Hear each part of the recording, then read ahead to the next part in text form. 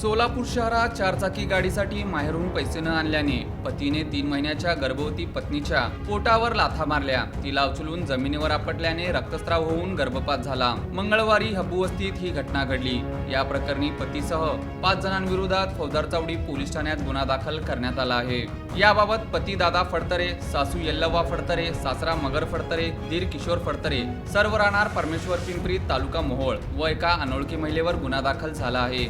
या प्रकरणी विवाहितेची आई सारिका अंबादास वाघमारे वय 37 राहणार डीवाय हॉस्पिटल जवळ पिंपरी चिंचवड पुणे यांनी फिर्याद दिली आहे।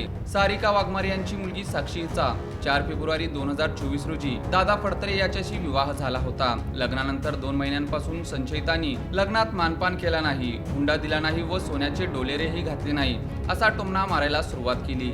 पती दादा याने चारचाकी गाडी घेण्यासाठी माहेरून पैसे आण म्हणून तगादा लावला। त्यासाठी तिचा छळ करू लागला। साक्षी ही 3 महिन्यांची गर्भवती होती, तरीही माहेरून पैसे आणले नाही म्हणून तिच्या केसाला धरून मारहाण केली। तिच्या पोटावर लाथा मारून तिला उचलून जमिनीवर आपटले, त्यामुळे रक्तस्राव होऊन तिचा गर्भपात झाला। या प्रकरणी पोलीस तपास करीत आहेत।